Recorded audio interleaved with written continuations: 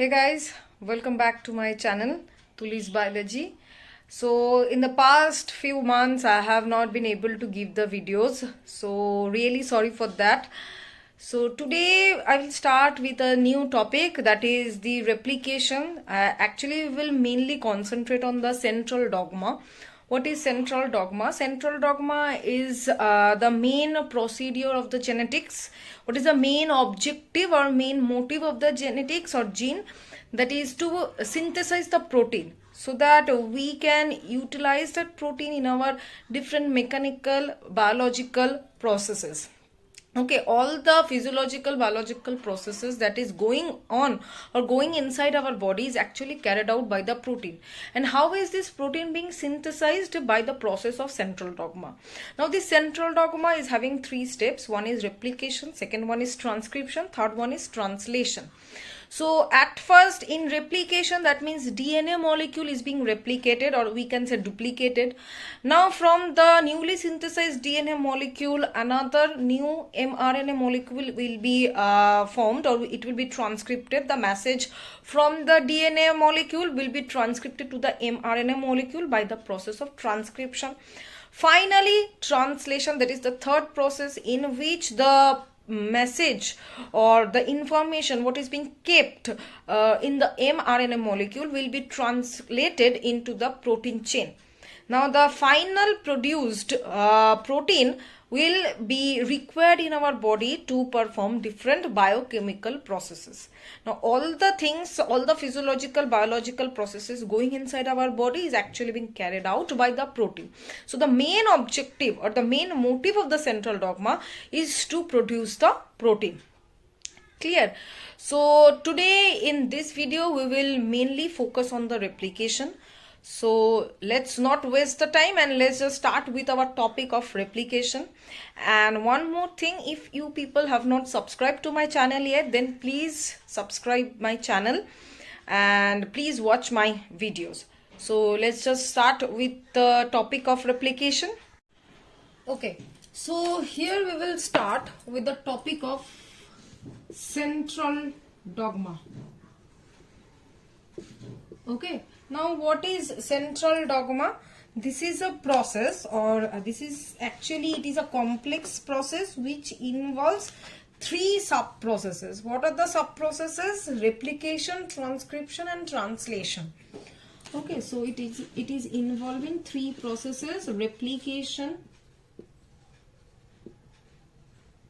then transcription, then translation. So in replication, what is being formed? In replication, one new DNA is being formed from the old DNA. That means the parental DNA is giving rise to a new DNA.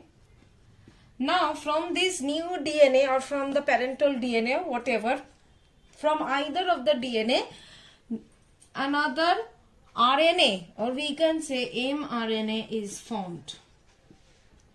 Okay, so DNA to DNA, it falls under replication. DNA to mRNA, this formation, it is forming under transcription.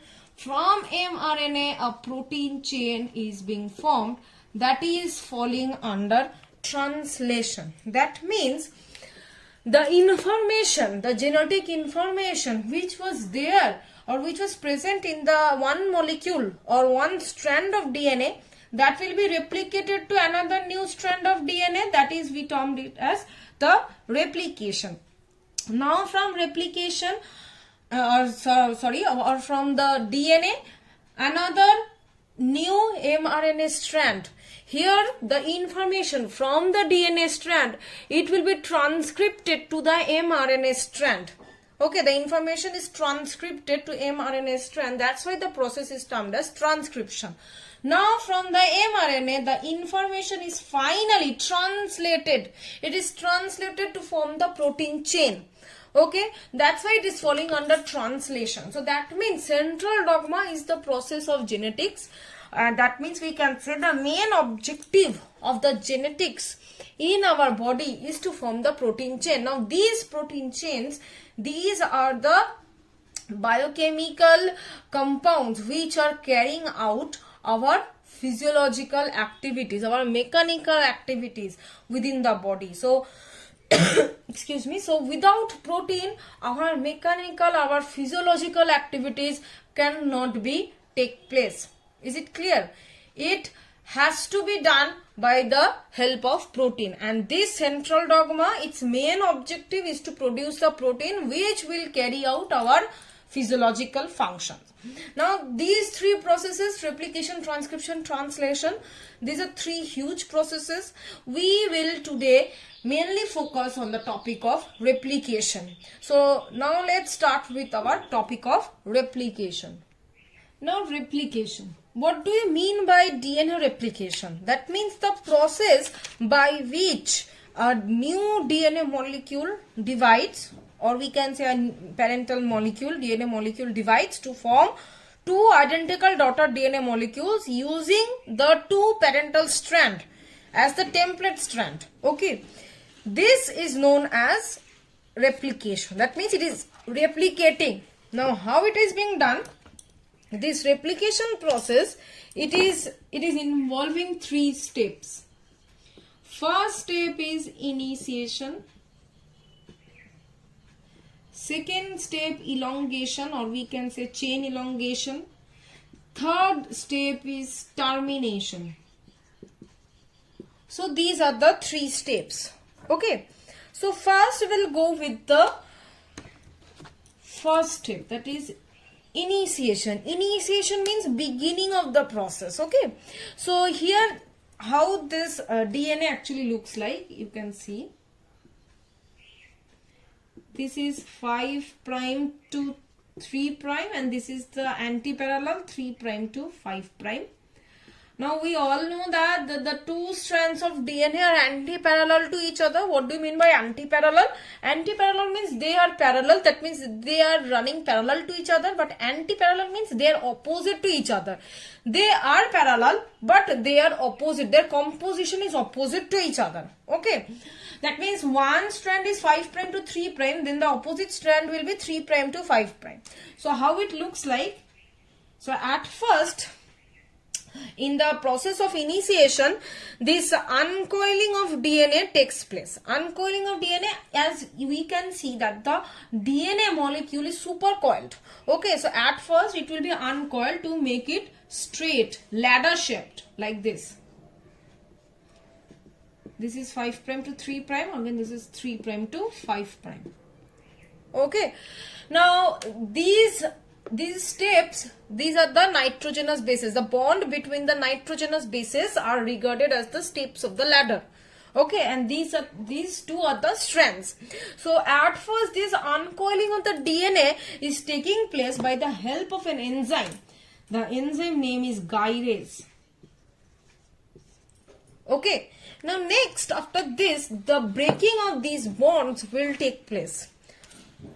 That means it will look like this. You can see the bonds has been broken down. This is 5' to 3'. Again this is 3' to 5'. Now this breaking of the bonds has been taken place by another enzyme that we term it as helicase. Okay. Now helicase and gyrase has done their jobs. Now these two strands which are being formed by breaking of the bond, these two strands will act as a template strand. That means they will give rise to the new DNA strand. Okay, and this structure, that means this inverted Y-shaped structure, this structure is termed as replication fork.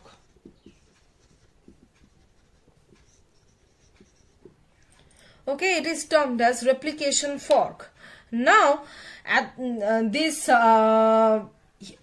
strand, the synthesis of new DNA will take place. On this side, it will start, right? See, it is 5' to 3', so the opposite strand which will be formed over here, it will be like this, 5' to 3', like this. That means the direction will be like this.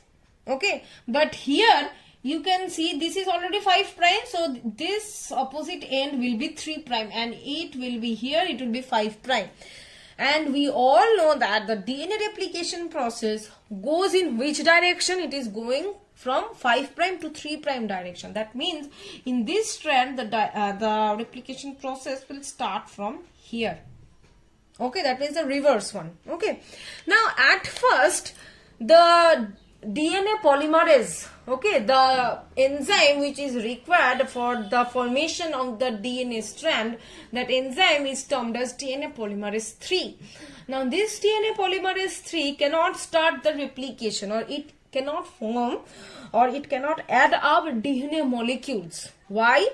Because that one, or that addition of that nucleotides require a free 3' hydroxyl end. This end is required for the DNA to get attached with it, but here is no 3' hydroxyl end. So this end will be given by RNA. Okay, so at first RNA primer is formed in this region. RNA primer will be formed here. RNA primer is formed. Now this RNA primer is formed by the help of an enzyme. The enzyme name is primosome. Okay, now why this RNA primer is being formed? This RNA primer is being formed, and what is this RNA primer actually? It is a 8 to 10 nucleotides of RNA. Okay, now why is it being formed? It will provide this 3' hydroxyl end. This 3' hydroxyl end will be provided for the DNA replication. That means addition of the DNA deoxyribonucleotides. For the addition of the DNA deoxyribonucleotides, this 3' hydroxyl end is provided by this RNA primer. Okay, which will be utilized by DNA polymerase. Then the synthesis of DNA will take place. Am I clear? Now the synthesis of DNA is being taken place. So this is the necessity of this RNA primer. Without RNA primer, the DNA replication cannot take place, because in order to add up that deoxyribonucleotides, we require this 3' hydroxyl end, and it is being provided by this RNA primer. Clear? Now here the initiation process is done. Now we will move on to the chain elongation part. Okay. Now here the chain elongation part, what we will see that the 3' OH end is used by this DNA polymerase 3, and they are adding up the deoxyribonucleotides to form the new DNA chain or new DNA strand in this direction, in the uppermost direction.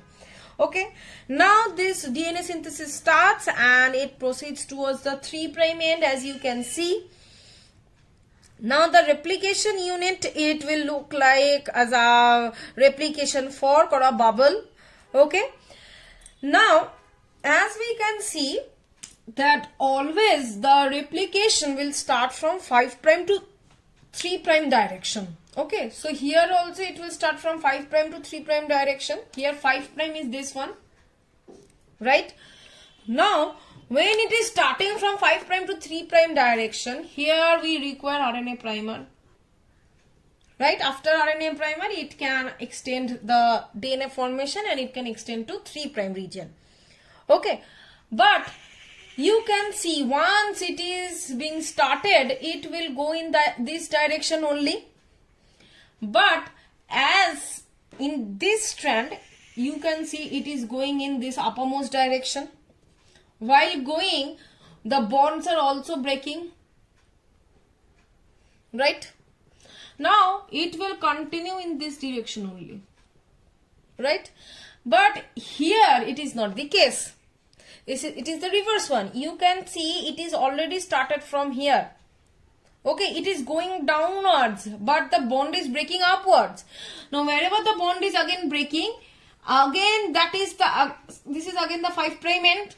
Here again the RNA primer will form. Again the replication is going in this manner.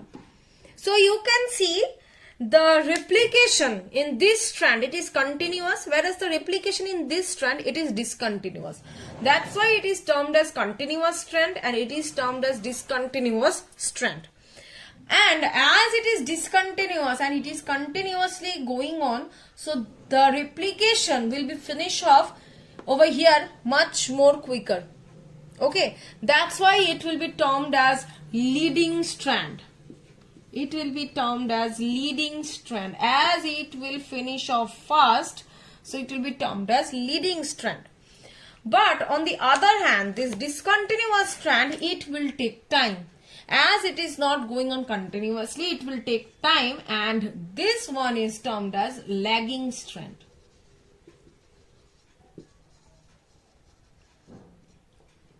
Clear? Now, in the lagging strand, we can see that the DNA chain is not continuous. Rather, these are fragments of DNA. Okay, it is not continuous, rather it is fragments of DNA. These fragments of DNA are termed as Okazaki fragments.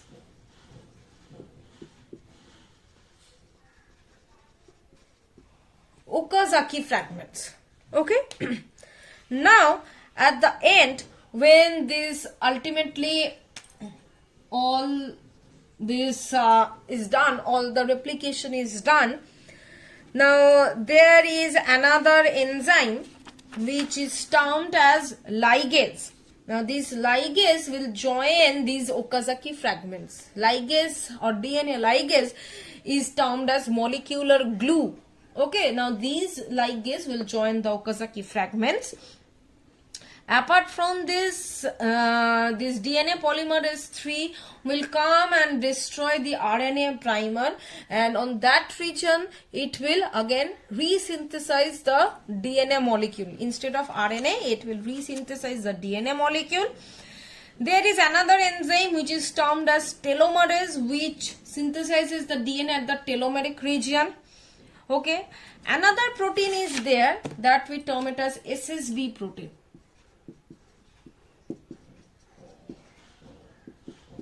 This Ssd protein, the full form is single strand binding protein.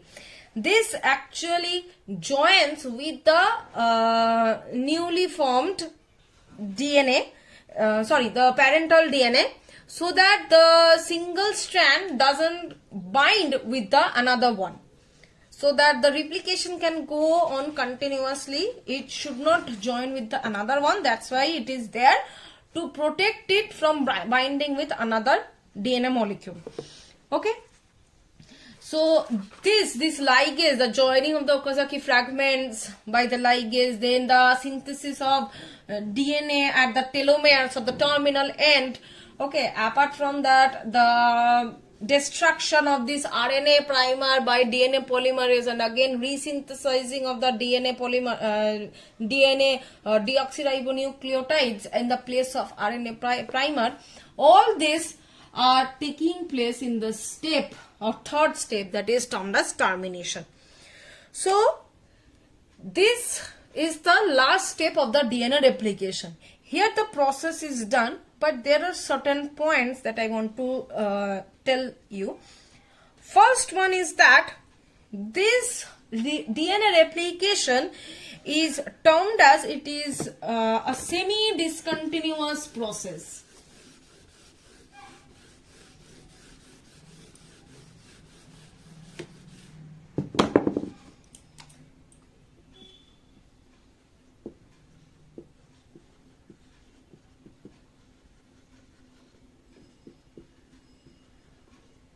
Now, why semi-discontinuous process?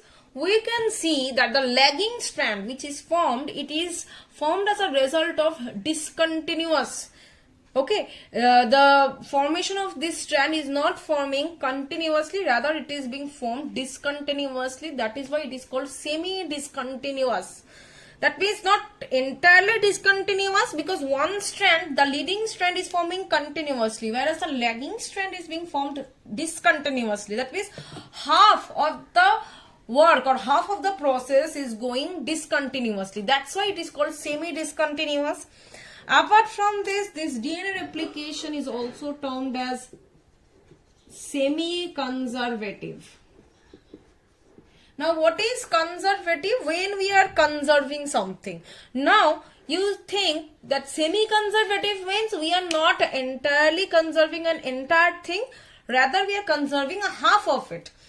Now you just think that in a in a parental DNA, this is 5' to 3' and this is 3' to 5'. Now when it is being formed,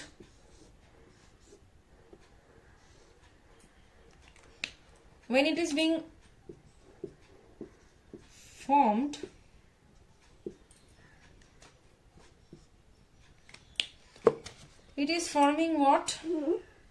You see, this one is the parental strand, the red one resembles the new strand.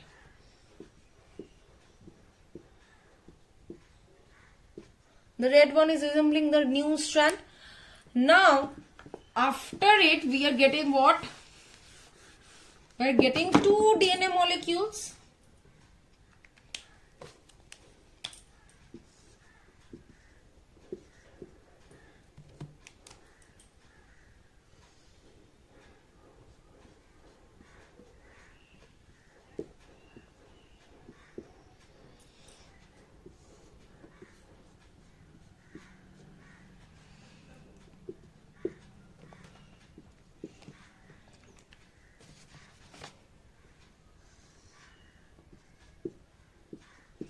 See, we are getting 2 DNA molecules in which one strand is parental, one strand is daughter, again one strand is daughter, again one strand is parental. That means half of the parental character or half of the parental strand is being conserved, whereas the rest of the half is the newly formed. Okay, so that's why it is called semi-conservative. Not the entire parental strand is being conserved, only the half of it is being conserved. That's why it is called semi-conservative. Okay. So another primary or most important thing is that any replication, transcription, translation, anything that goes in the direction of 5' to 3' direction. Clear? So today till this much we are keeping. I hope you have understood everything. Okay, till this much or till this topic we are keeping. So if you have any queries, then please ask me in the comment section. So that's all about the topic of replication. I hope that it's very much clear to you people. And if it is not, then do let me know in the comment section. And if you're having any problem on any other topic of biology, then also please let me know. And till then, everyone, please stay tuned to my channel. And if you have not subscribed it, then please subscribe to my channel. Like my videos, share it with your friends. Till then, everyone, be safe and be happy. Bye.